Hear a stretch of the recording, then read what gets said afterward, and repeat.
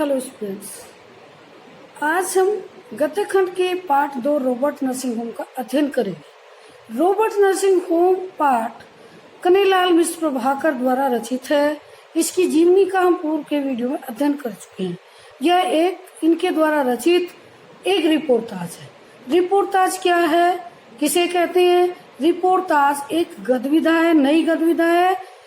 जो रिपोर्टाज शब्द फ्रांसीसी भाषा का है, जो अंग्रेजी के रिपोर्ट शब्द का पर्यायवाची और साहित्यिक है शब्द है। इस रिपोर्टाज में जिस घटना का लेखक वर्णन करता है, जिस वर्ण विषय का वर्णन करता है, वह स्वयं उसकी आंखों द्वारा देखा हुआ होता है और वह इस तरीके से अपने वर्ण विषय को, अपनी घटना को व्यक्त करता है कि पाठक उससे प्रभावित हो सके। उसे हम रिपोर्टाज कहते हैं। तो यह एक रिपोर्टाज है। प्रस्तुत रिपोर्टाज में लेखक ने इंदौर में के रॉबर्ट नर्सिंग होम की एक साधारण घटना को बड़े ही प्रभावशाली मार्मिक ढंग से व्यक्त किया है। रिपोर्टाज में नर्सिंग होम में कार्यरत 3 परिचारिकाओं, परिचारिका का अर्थ है रोगी की सेवा करने वाली, 3 परिचारिकाओं के परिचय और उनके सेवा भाव का वर्णन किया है। ये परिचारिकाएं हैं mother Margaret, mother Teresa, crystal. इनके सेवा भाव और इनके परिचय का वर्णन किया है। मदर टेरेसा और क्रिस्टल दोनों विरोधी देशों की थी। इनमें से मदर टेरेसा फ्रांस की थी और क्रिस्टल जर्मनी। ये दोनों देश 2 विश्व युद्धों में एक दूसरे के विरोधी रह चुके थे, किंतु क्रिस्टल और मदर टेरेसा दोनों अत्यधिक प्रेम से रहती थी। दोनों ही इस संकीर्ण राष्ट्रीयता से मुक्त थी, अर्थात दोनों शत्रु देश के होने पर भी उन दोनों पर इसका कोई प्रभाव नहीं था। अत्यधिक प्रेम के साथ दोनों रहती थी। लेखक ने अपने उदार मानवीय दृष्टिकोण का परिचय देते हुए लिखा है कि दोनों परिचारिकाओं का सेवा भाव एवं उदार मानवीय दृष्टिकोण एक ही ईसाई धर्म की छाया में पल्लवित हुआ था, अर्थात दोनों ईसाई धर्म से संबंध रखती थी, दोनों ईसाई धर्म से मानने वाली थी। आइए पहले आज हम रॉबर्ट नर्सिंग होम के पाठ का सारांश जानते हैं। रॉबर्ट नर्सिंग होम ये एक नर्सिंग होम का नाम है जो मध्य प्रदेश के इंदौर में स्थित है। तो ये सन 1951 की घटना का वर्णन किया गया है कि सन 1951 में सितंबर महीने में लेखक कन्हैयालाल मिश्र प्रभाकर अपने किसी परिचित के यहाँ इंदौर में गए थे। वहां पर इनकी जो आतिथ्य करने वाली थी, जो इनकी सेवा करने वाली थी, वह अचानक से किसी गंभीर बीमारी से ग्रसित हो जाती हैं और उसे लेकर के इंदौर के रॉबर्ट नर्सिंग होम में जाना पड़ता है। तो वहां पर रोग जो अपनी चरम सीमा पर था और रोगी मृत्यु के निकट था, यह देख करके सभी अत्यंत दुखी और सुस्त थे। सबसे पहले नर्सिंग होम के कक्ष में वहां की अध्यक्षा मदर टेरेसा आती है। उसका रंग एकदम श्वेत, वह श्वेत वस्त्र धारण किए हुए और जो उसका रंग था वह लालिमा से युक्त था। वह आते ही माँ की तरह आदेश देती है। उनके वह आदेश न तो किसी अधिकारी का था न शासक का, अपितु उसमें माँ की तरह का आदेश था, प्रेम से भरा हुआ था कि रोगी के पास लंबा मुंह अच्छा नहीं है।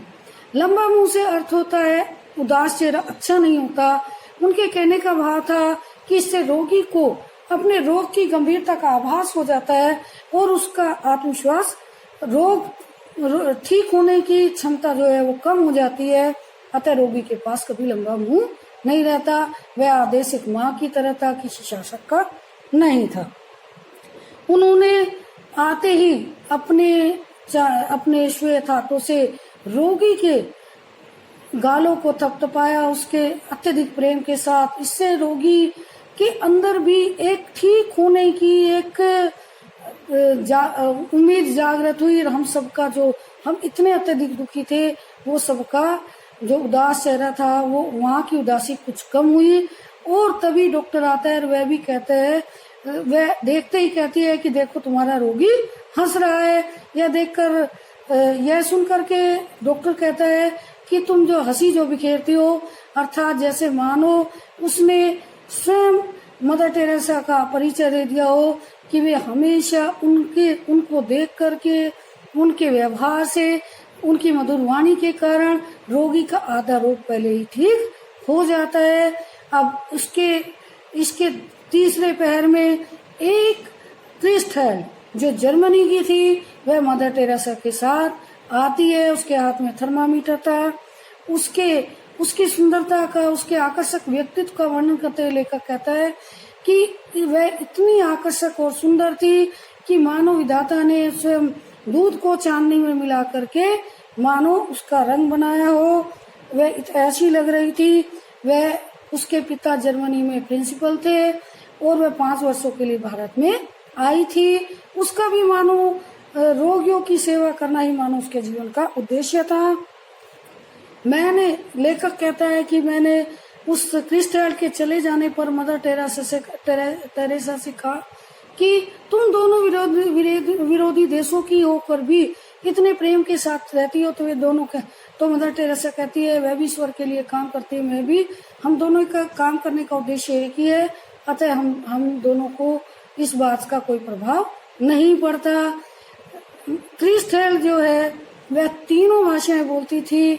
वह अंग्रेजी और जर्मनी और हिंदी। वह थैंक यू बोलती है, धन्यवाद, थैंक यू को हिंदी में धन्यवाद, थैंक यू, तांगशु धन्यवाद को जर्मनी में कहते हैं।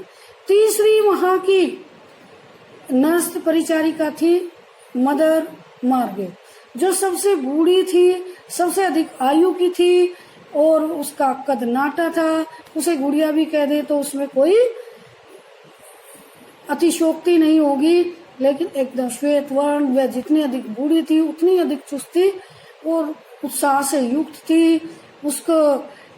वह इतने अपने सेवा भाव से वह रोगियों पर मानो जादू करती हो। इस प्रकार से इस पूरे पाठ में इन तीनों परिचारिकाओं के सेवा भाव का, निस्वार्थ रूप से सेवा भाव का वर्णन किया गया है। आत्मीयता से लेखक बहुत प्रभावित होता है और वह अंत में क्रिस्टल के बारे में कहता है। क्रिस्टल से कहता है कि हम भारतवासी तो गीता के निष्काम क्रम के भाव को लेकर कंठ में तक ही सीमित रहते हैं, अर्थात हम तो केवल बोलते हैं, लेकिन तुम्हारे तो यह भाव तुम्हारी तो सेवा में दिखाई दे रहा है, तुम धन्य हो। तो ये इस पाठ का सारांश था। आइए इसका वाचन करते। कल तक जिनका अतिथि था आज उनका परिचारक हो गया, क्योंकि मेरी आतिथ्य अचानक रोग की चपेट में आ गई और उन्हें इंदौर के रॉबर्ट नर्सिंग होम में लाना पड़ा। लेखक कहता है कि कल तक मैं जिनका मेहमान बना हुआ था, आज मैं उनका परिचारक, उनके सेवा करने वाला बन गया, क्योंकि जो मेरी परिचयता थी वह गंभीर रोग से पीड़ित हो गई और उसे लेकर के हमें रॉबर्ट नर्सिंग होम में आना पड़ा। यह 1951 में सितंबर महीने की घटना है। रोग का आघात पूरे वेग में, परिणाम कपकपाता और वातावरण चिंता से घिरा कि हम सब सुस्त। तभी मैंने चौंक कर देखा कि अपने विशिष्ट ध्वल वेश में आच्छादित एक नारी कमरे में आ गई। देह उनकी कोई 45 वसंत देखी, वर्ण हिम श्वेत पर अनुदेखी रेखाओं से अनुरंजित, कद लंबा और सुतासना। यहाँ पर लेखक कहता है कि रोग अपनी चरम सीमा पर था और वह मृत्यु के निकट थी। उसके परिणाम को जान करके हम सभी उदास और चिंता से युक्त होकर के कक्ष में बैठे हुए थे। उसी समय हमने चौंक कर देखा, एक अत्यधिक सुंदर श्वेत वर्ण वाली, श्वेत वस्त्रों से युक्त, जो उसका श्वेत वर्ण था वो लालिमा से युक्त था, कक्ष में प्रवेश करती है उसका कद जो था लंबा था और आते ही शरीर गठा हुआ था। आते ही उसने माँ के प्रेम की तरह आदेश दिया कि रोगी के पास लंबा मुंह अच्छा नहीं। लंबा मुंह का अर्थ है उदास चेहरा।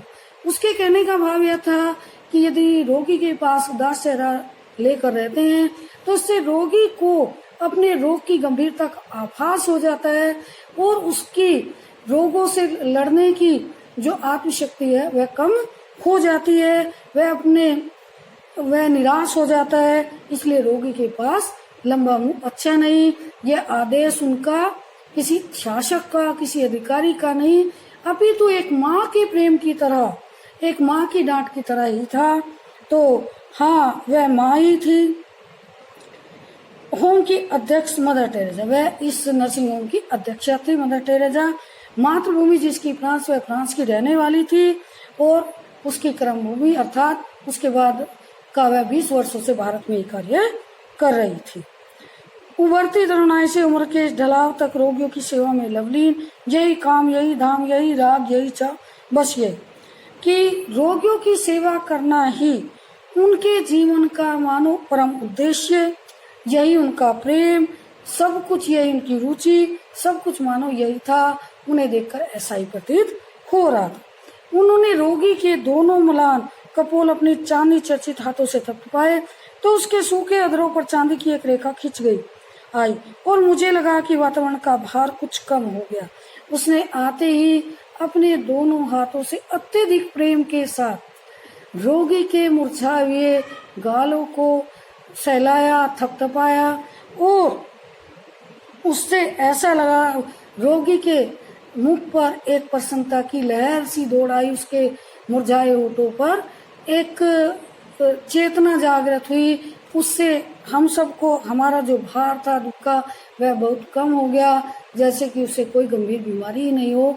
ऐसा प्रतीत हो रहा कि वह बीमारी ठीक हो जाएगी। तभी एक खटाक और हमारा डॉक्टर कमरे के भीतर, तभी एक आवाज हुई और डॉक्टर आए। मदर ने उसे देखते ही कहा, डॉक्टर तुम्हारा बीमार हंस रहा है। उसने मदर ने कहा, मदर टेरेसा ने, कि देखो तुम्हारे रोगी को कुछ नहीं हुआ, वो हंस रहा है। हाँ मदर, तुम हंसी बिखेरती जो। डॉक्टर ने अपने अपने कितने अनुभव यूं ही एक वाक्य में गूंथ दिए, अर्थात मानो उसका परिचय। वहाँ सभी डॉक्टर उनके व्यवहार की प्रशंसा करते हैं। उन्होंने कहा कि तुम अपनी मधुर वाणी से आधा दुख तो रोगी का वैसे ही ठीक कर देती हो। मैंने भावना से विभूत हो सोचा। लेखक कहता है, मैं सोचने लगा कि जो बिना प्रसव किए ही मां बन सकती है, वही 30 रुपए मासिक के योगक्षेम का अर्थ होता है एक साधारण वेतन पर सामान्य जीवन जीने योग्य एक वेतन। 20 वर्ष के दिन रात सेवा करने में लगा सकती है और वही पीड़ितों के तड़पते जीवन में हंसी बिखेर सकती है। कि मैं सोचने के विचार करने को मजबूर हो गया। मैंने सोचा कि जो कभी माँ नहीं बनी उसमें माँ से भी अधिक इतनी ममता और केवल इतने कम वेतन पर जो रात दिन रोगियों की सेवा करती है और निराश रोगियों में जीवन की आशा का संचार करती है, वह वास्तव में धन्य है। इससे आगे के वीडियो में हम इस आगे के पाठ का अध्ययन करें। धन्यवाद।